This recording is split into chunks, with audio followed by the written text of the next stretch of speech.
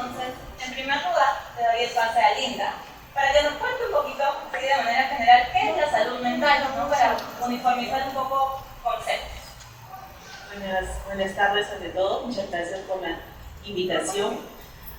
Definir salud mental es un poco complejo porque es como de esos términos que todo el mundo habla, pero como que nadie a veces tiene la idea exacta de qué es. Pueden existir múltiples definiciones de acuerdo de la visión que tenga cada persona, porque en salud mental no solamente intervienen por ejemplo, los psicólogos, los psiquiatras, también podrían intervenir otras ramas, como podría ser la sociología y muchas otras, ¿no? Entonces, dependiendo de cada quien tenga su perspectiva, pues lo va a definir, ¿no? Por ejemplo, nosotros los psiquiatras quizás tengamos una visión un poco más orgánica que tenga que ver con el individuo, la cuestión química. Los psicólogos, bueno, como ellos tendrán que ver más con la conducta, las etapas de vida, pues y los sociólogos entrarán ahí viendo lo que es el tema de los constructos sociales, las diferencias sociales, la cultura. Entonces, en términos generales, pues pueden haber muchas discrepancias, incluso en la definición, pero en general podríamos definirlo como cuando la persona tiene la capacidad de disfrutar del bienestar y la tranquilidad que le provoca su equilibrio emocional. Y también se podría definir que es cuando la persona puede tener relaciones interpersonales adecuadas, que se sienta satisfecha de lo que hace en cuanto a su entorno laboral, estudiantil, educativo y su entorno familiar. También es importante que una persona con adecuada salud mental pueda responder ante las diferentes dificultades o circunstancias que se le presentan día a día, es decir, cada día nosotros podemos tener factores estresantes y esta capacidad de responder de forma adecuada pues nos hace notar una adecuada salud mental, ¿no? Y también es cuando también nosotros tenemos esta capacidad de ir desarrollándonos cada vez, ¿no? Y de aportar incluso desde donde estamos, ¿no? De nuestro entorno y nuestras circunstancias.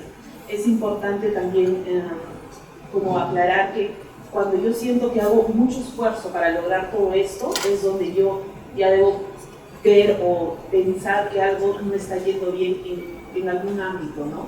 Yo creo que esa podría ser una buena definición de salud mental. Muchas gracias, Linda. Pasamos entonces ahora con Sigrid, para que nos cuentes, ¿no? Un poco en la misma línea, cómo podemos, o en qué momento podemos identificar que estamos presentando algún problema a nivel de salud mental. Muchas gracias, Lorena. Buenos días con todas y con todos. Debo empezar diciendo algo que me llama mucho la atención, que las panelistas somos todas mujeres y que el auditorio es básicamente femenino también, ¿no? Así que, básicamente, siempre está la excepción de la norma, por supuesto. No, pero me parece bien simpático porque pareciera que las mujeres que somos socializadas, además como para estar como más en contacto con nuestras emociones, prestamos como particular atención al tema. Y no sé si te pasa, Linda, pero en mi experiencia personal en consulta privada, la mayor parte de pacientes son mujeres también. También te ocurre. Sí. Eso. Y es simpático ese interés, ¿no? Yo te escuchaba hace un instante y pensaba, así, en términos clásicos freudianos, ¿cuándo alguien podemos decir que es mentalmente saludable? Cuando es capaz de reír, de amar y de trabajar. O si quieren producir o si quieren estudiar, ¿no? Esto depende un poco en qué momento esté cada uno o cada uno de nosotros. Y pensaba en esa línea, en qué momento identificar que algo no está funcionando bien, ¿no? Yo coincido con Linda, creo que hay distintas miradas de lo que es la salud mental. Particularmente a mí me gusta como una posición en la que pensamos en que cada una y cada uno de nosotros tiene distintos tipos de demandas que atender. Demandas externas, ¿no? Demandas del entorno, responsabilidades, tareas, cosas que tienen que ver con nuestras relaciones con otras personas. Pero además tenemos un conjunto de demandas internas que también atender. Nuestros deseos, nuestras ganas de hacer cosas. Y cómo la salud va a estar presente en la medida que podamos encontrar un punto de equilibrio entre adaptarnos a nuestro entorno sin sacrificar nuestra identidad y cómo al mismo tiempo satisfacer nuestras demandas internas sin perjudicar a las personas que están en nuestro entorno. Entonces, empiezo al revés, si quieren, para poder llegar a este punto. ¿Cuándo me doy cuenta que tengo problemas de salud mental? Lo más obvio, si quieren, cuando no estoy pudiendo funcionar. Cuando no estoy pudiendo responder a estas demandas del día a día, a las demandas cotidianas, o como ya decía Linda en algún momento, lo consigo, pero con un costo personal terrible, ¿no? Cuando me doy cuenta que estoy sufriendo, que le estoy pasando mal para hacer cosas, cuando de pronto he dejado de ver a las personas que son importantes o significativas para mí, esa es una señal de alerta. Cuando me doy cuenta que hay cosas que antes disfrutaba hacer, pero que ahora ya no las disfruto, que me cuestan trabajo, que ni siquiera me provocan, ahí vale la pena también empezar a mirar qué cosa puede estar pasando. Otras señales, si quieren, más concretas. Mi sueño ha tenido cambios importantes. Mi apetito ha tenido cambios importantes. Mi peso ha tenido cambios importantes. Estoy empezando a tener, no voy a decir consumo de sustancias, y a esta edad seguramente todos consumimos alguna sustancia recreativa, pero estoy abusando del consumo de sustancias. Esa es también una señal de alerta, ¿no? Cuando sentimos que se rompe este equilibrio entre aquello que tiene que ver con cumplir con mis demandas, mis deseos, mis necesidades, y cumplir con las cosas que están demandándome afuera, y lo estoy haciendo, o lo estoy haciendo a un costo muy alto, yo personalmente creería que ahí vale la pena levantar la mano y pedir ayuda, ¿no? Y buscar ayuda. Ninguno de nosotros va a estar nunca seguramente 100% saludable en términos de salud mental, pero siempre podemos estar mejor, ¿no? Entonces, si algo no se está sintiendo bien, si algo nos está costando más esfuerzo de la cuenta, vale la pena pedir ayuda, ¿no? Y hoy pensaría, a veces pensamos, no sé si te ha pasado, Linda, calculo, si con los psicólogos hay un estereotipo y un estigma, pensaría que con los psiquiatras, ¿no?, es todavía más intenso el prejuicio.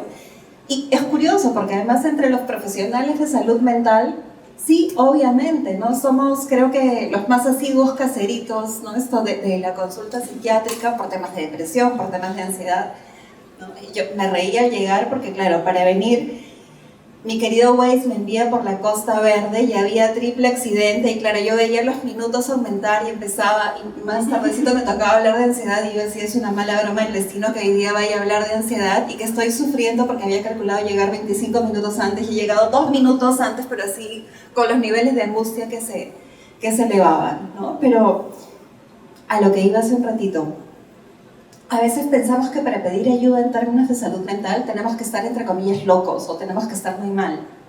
Y nada que ver, ¿no? No va por ahí.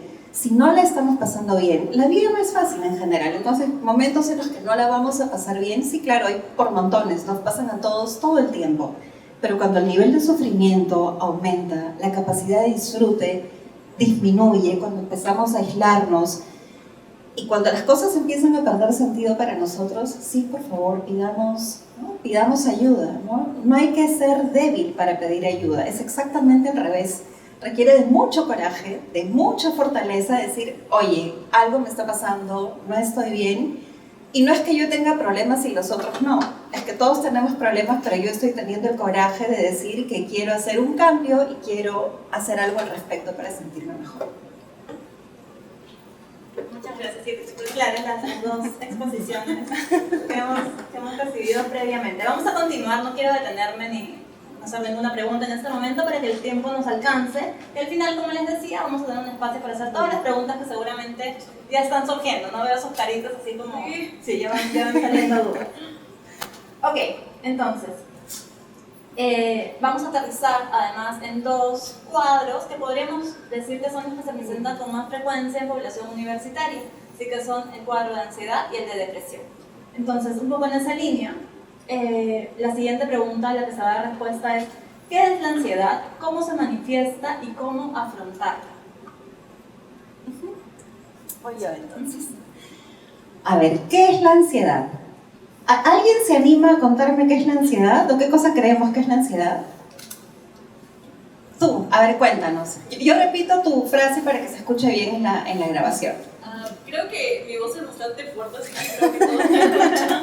Pero la ansiedad básicamente es ese estado, digamos, en el que tu cuerpo o tu mente va como que se preocupa mucho por el pasado y se preocupa mucho por el futuro. Entonces es en ese estado de tensión, digamos, de preocupación, que no puedes disfrutar tu presente ni tomar las decisiones adecuadas que necesita tu presente o tus situaciones en este tipo de cosas. ¿Cuál es tu nombre? Jessica. Jessica, muchas gracias. ¿Alguien se anima a complementar esto que nos ha contado Jessica?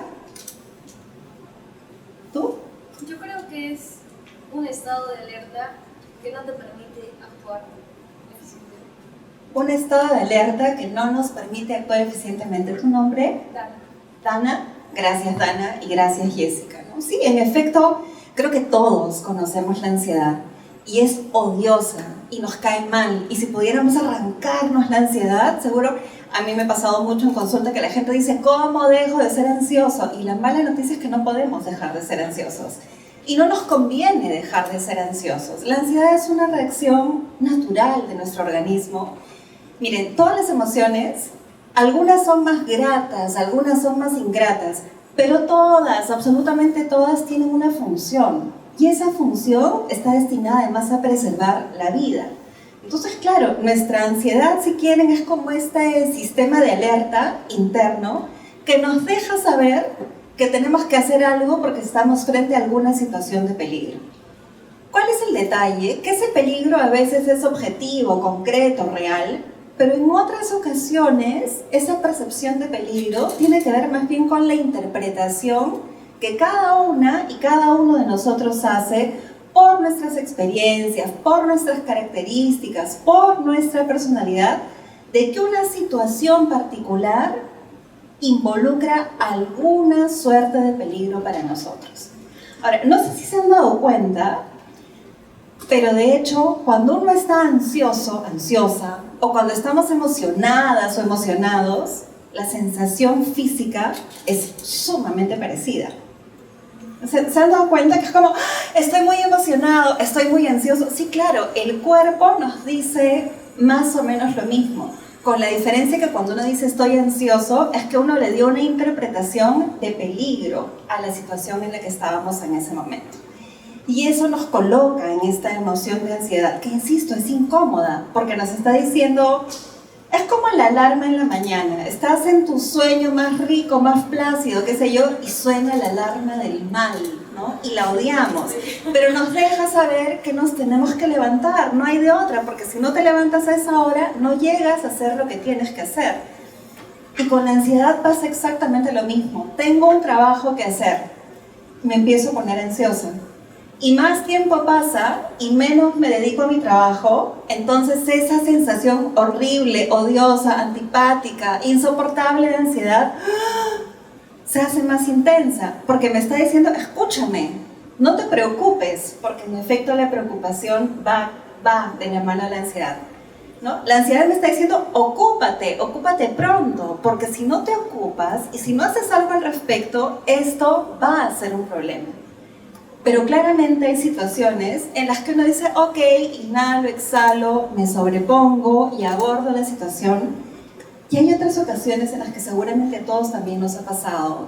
Sabemos que tenemos que hacer algo. Sentimos la ansiedad, ¿no?, del mal, nos la queremos arrancar, no podemos.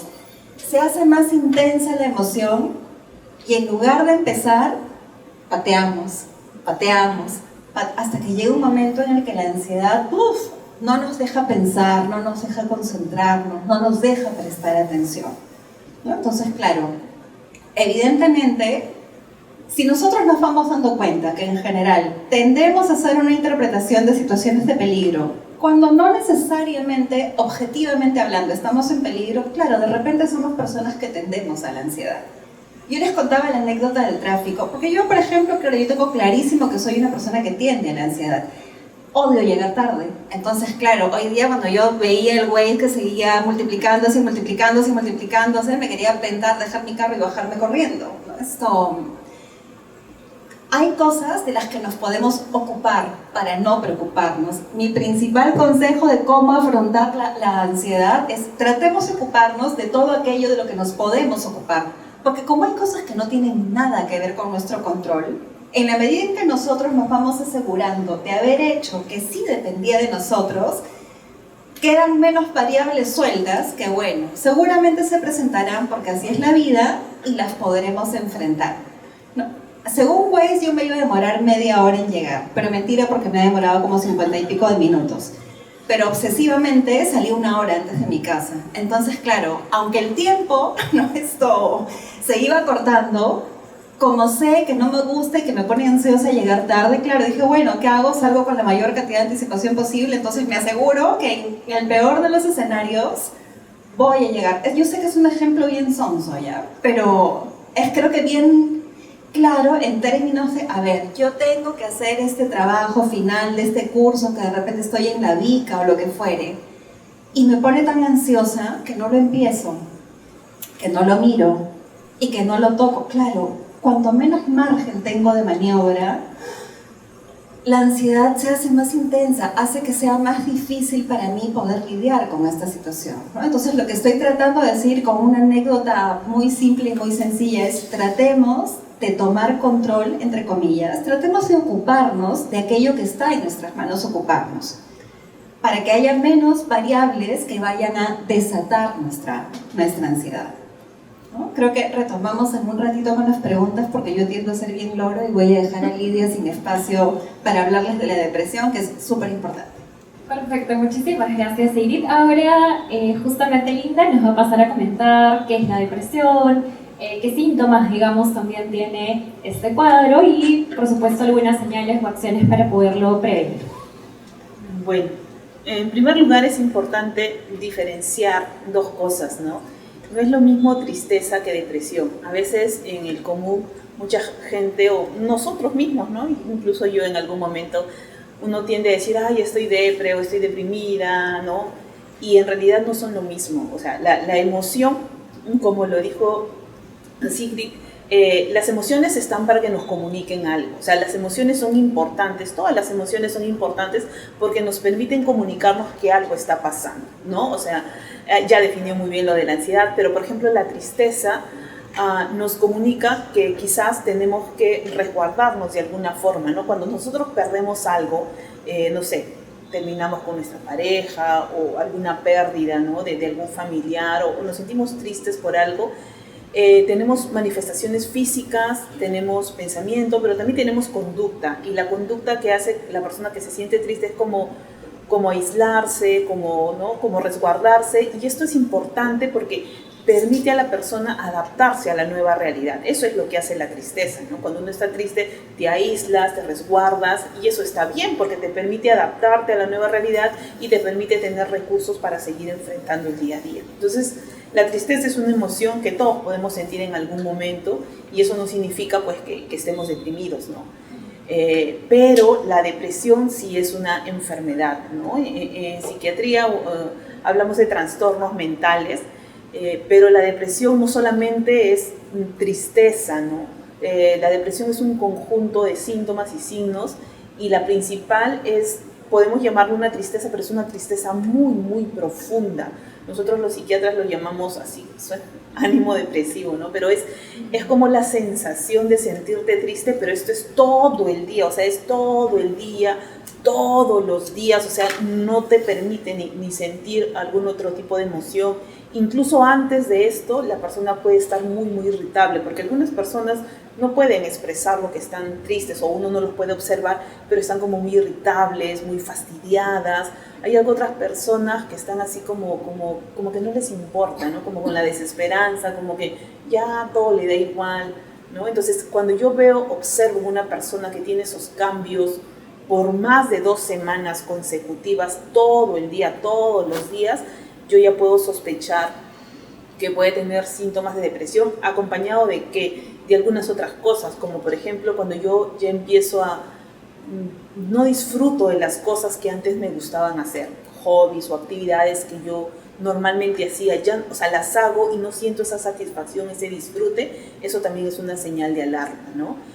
Cuando yo empiezo a tener alteraciones del sueño, cuando empiezo a dormir más de la cuenta, o cuando no puedo dormir o me cuesta para dormir, o si duermo rápido me despierto en la madrugada y luego ya no puedo dormir, y esto es sostenido, como le digo, en 2 semanas. También hay alteración del apetito, o sea, o tengo mucha hambre o mucha predisposición de comer dulces o comer algo o no comer nada, y esto impacta en mi peso, ¿no? O sea, si varío mi peso, disminuyo o aumento de peso. También pasa que las personas con depresión tienen poca energía para hacer las cosas, o sea, levantarse, el bañarse, el solo hecho de bañarse, a veces ni se bañan 2, 3, 4 días, les cuesta peinarse, arreglarse, incluso salir también, ¿no? O sea, hay como físicamente están con muy poca energía, ¿no? Se sienten cansados, incluso tú las observas y pueden ser como muy lentos para hablar, o sea, como que si tuvieran más peso del que tienen, ¿no? Incluso en su forma de hablar son como muy lentos, o quizás el otro extremo, que pueden estar como muy nerviosos, muy activos, caminando de un lado para otro, también puede haber eso, ¿no? También hay ideas y ahí empiezan los pensamientos, ¿no? De que a veces pensamos que no he logrado nada en la vida, que otros están mejor que yo, que mira cómo mi amiga puede lograr eso y yo soy acá, y me empiezo a comparar mucho, pero y esto es muy persistente, o sea, es muy constante, ¿no? O también quizás sentir culpa, ¿no? O sea, de todo lo que sucede a mi alrededor. Si en mi casa hay dificultades, que tienen culpa por mí, o que mis papás trabajan mucho para mantenerme, trabajan mucho para pagarme la universidad, yo no me merezco que me paguen la universidad, o sea, no merezco. Entonces me empiezo a sentir muy culpable de las cosas, y ya en situaciones más extremas, a pensar en que es mejor desaparecer, no estar, o pensar en morir, o a veces muchos te dicen en dormir y no despertar jamás, ¿no? O algunos tienen la idea de quererse matar, ¿no? O sea, de pensar en la muerte como una solución. Entonces, la depresión son todo ese conjunto de síntomas y signos, ¿no? Y esto es constante y permanente en el tiempo, y esto me permite no funcionar de forma adecuada. O sea, lo más importante es que no me permite, o sea, si yo estoy estudiando, no me permite estudiar, no me permite responder a lo que yo normalmente hago, porque también se acompaña falta de concentración, o sea, me cuesta aprender, tengo dificultad para aprender, o sea, es una alteración en todos los ámbitos de mi vida, no solamente en el ámbito académico, en el ámbito familiar, en el ámbito del trabajo. Entonces, la depresión es algo que te altera en todas áreas, ¿no? Y entonces para esto, cuando ya hay estos síntomas, sí es importante acudir a un especialista de la salud mental, ya sea un psicólogo, un psiquiatra, para poder valorar, porque pues en depresión también hay grados, ¿no? O sea, hay grado leve, moderado y severo, y dependiendo de los grados está pues el afrontar o el tratar, ¿no? En algunos casos necesitamos ya una intervención farmacológica, y es donde nosotros como psiquiatras pues ahí estamos, ¿no? Porque sí es importante una regulación química, pero en salud mental todo es muy interdisciplinario, o sea, uno solo no puede tratar, ¿no? O sea, necesitamos siempre la ayuda de un equipo interdisciplinario que cada uno desde su aporte permita aportar o manejar, ¿no? Y esto es generalmente la depresión, ¿no? Entonces yo creo que lo más importante que podría calar es que tristes podemos estar todos en algún momento, y esto lo podemos superar, ¿no? Pero la depresión es una enfermedad, o sea, esto no se cura con fuerza de voluntad. Muchas veces cuando a veces nos dicen, ay, mira, te pueden decir, no, estoy triste o estoy mal, y muchas veces, o tengo depresión, las personas te dicen, pero pon de tu parte, sal a hacer ejercicio, mira, yo también estuve triste y con fuerza de voluntad salí adelante. O sea, si tú no tienes depresión, normal, tú puedes decir sí, y sí, si tú no tienes depresión, pues haces ejercicios, haces algunos cambios, y sí vas a salir adelante. Pero si tú tienes depresión, esas palabras te van a hacer hundir mucho más, porque las personas no están así por fuerza de voluntad. Es como estar metida en un hoyo y alguien te diga, pon de tu parte, y tú estás ahí en el hueco y no puedes salir. Entonces a veces los familiares, lejos de ayudar, porque entendemos que lo hacen con buena intención, o sea, entendemos que cuando alguien nos dice eso, lo hacen desde su visión, desde su perspectiva, pero cuando una persona está deprimida, esas palabras logran calar mucho y nos es muy difícil. Yo recuerdo una colega, una buena amiga mía, que tuvo depresión, me dijo, es como que si todo lo viera blanco y negro, o sea, yo no podía ver los colores, o sea, yo caminaba por la calle y todo lo veía en grises, y mi papá me decía, por favor, ¿por qué no puedes estar alegre? Y sus palabras me dolían mucho más, es lo que me decía. Entonces, depresión no es lo mismo que estar triste, y entonces cuando yo veo o siento o observo en mí o en algún otro compañero, familiar, es mejor, si yo veo estos señales de alarma, pues es mejor que consulten a un especialista, ¿no?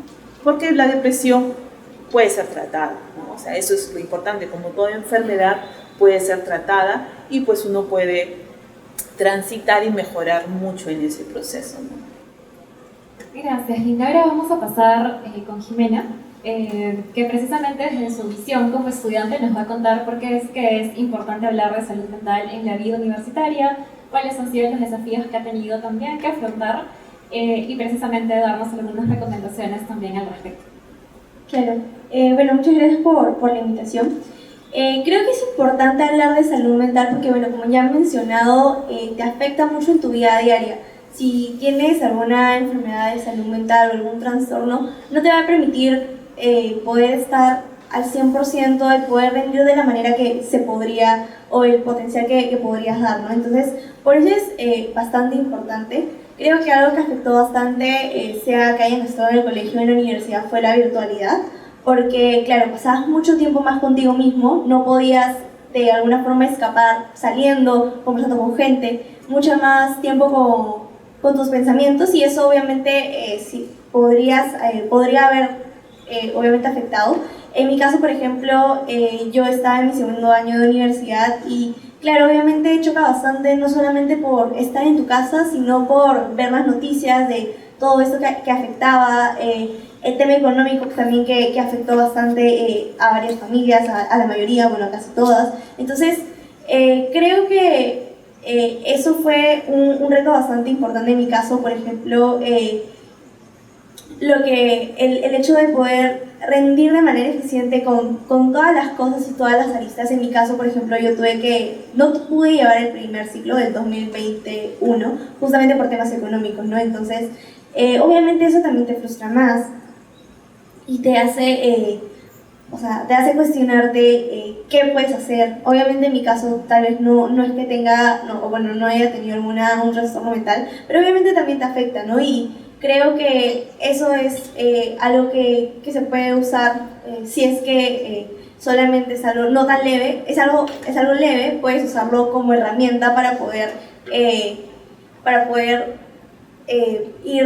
y mejorar. Por ejemplo, no sé, yo buscaba algunas actividades, por ejemplo, ya cuando se pudo salir un poquito más, manejar bicicleta, poder hacer videollamada. Entonces creo que eso es importante, ¿no? Ahora, bueno, que ya hemos vuelto a la presencialidad, me ayudó muchísimo más poder conversar con las personas, poder pasar tiempo con amigos, ¿no? Y creo que los principales retos están ahí, en poder buscar herramientas que te puedan ayudar a tener un mejor desempeño. Y creo que también es importante saber buscar ayuda. En mi caso también busqué ayuda, por ejemplo, busqué al BF para una ayuda psicológica y bueno, tuve un periodo con ellos. Entonces es importante saber en qué momento ir y buscar ayuda, no necesariamente tal vez algún familiar o un amigo, porque tal vez no entienden lo que puedes estar pasando, ¿no? Entonces algún profesional sí lo puede hacer, entonces ahí te pueden ayudar y poder afrontar de mejor manera todos los problemas que se puedan pasar o recibir herramientas para poder tener un mejor desempeño en general. Muy bien, entonces nuevamente muchísimas gracias a nuestros panelistas, gracias por sus consultas y desde Bienestar Estudiantil más bien nuevamente agradecerles por tomarse el tiempo de estar acá y compartir sus inquietudes. Sí, quisiera solamente compartir este último slide en caso de alguien que quisiera usar el espacio de consejería psicológica, a veces el correo. Recuerden que es un espacio confidencial, voluntario y que está a su disposición, al igual que también nuestras redes sociales. Sí, muchísimas gracias nuevamente. Gracias.